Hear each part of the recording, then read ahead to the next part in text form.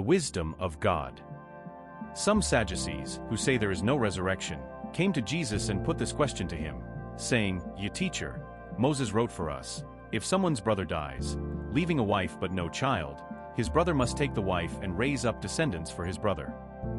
Now there were 7 brothers." Mark 12 verses 18 to 20. And these Sadducees then go on to present to Jesus a long and unlikely hypothetical scenario, in which this woman eventually married all 7 brothers after each one died. And at the conclusion of their hypothetical situation, the Sadducees ask Jesus, at the resurrection when they arise, whose wife will she be? Of course, Jesus offers them the correct answer and then also states something interesting. He tells the Sadducees that they are greatly misled. Just prior to this conversation with the Sadducees, the Pharisees had presented their own question to Jesus in an attempt to trap him. The difference seems to be that the Sadducees had more sincerity in their pursuit of the truth, whereas the Pharisees were more obsessed with their own authority and power. The Sadducees were considered the more traditional of the religious leaders, in that they accepted only the Torah, the first 5 books of the Old Testament, as authentically revealed. They also did not accept the afterlife or the resurrection of the dead, because they believed that the Torah did not explicitly teach those things. The Pharisees not only accepted the Torah, but also the rest of what is contained in the Old Testament. The Pharisees also accepted what was referred to as the tradition of the elders, which meant that they paid much attention to the scrupulous multiplication of laws and regulations that other Pharisees devised, and they sought to impose those man-made laws upon the people. In this gospel passage, the problem with the Sadducees seems to be scrupulosity and rigidity in their approach to the faith. They clearly relied upon human reason, and they applied their human reason to the Torah. And though human reason and logical deduction are helpful and necessary in life, they attempted to solve every matter of faith by their own effort by narrowly and rigidly interpreting the Torah.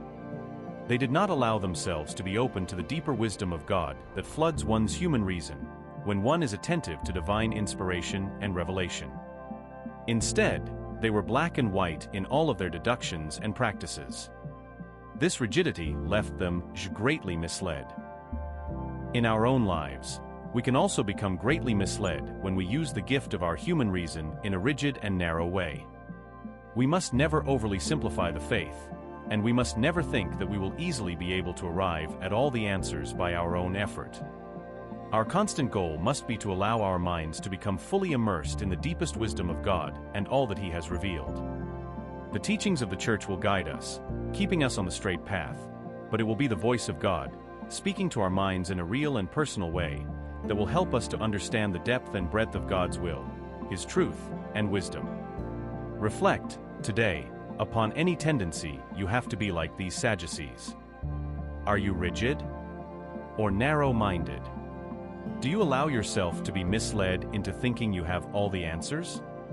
If so, seek humility. Humble yourself before the awesome mysteries of heaven. Use your mind to probe the truths that God has revealed and be ready to be drawn deeper and deeper into the life of God Himself. My Lord of infinite wisdom, you are truth itself, and you continually reveal yourself to us. Give me the humility I need to always be open to all divine truth in my life, so that I will come to know you and your holy will as you desire. Jesus, I trust in you.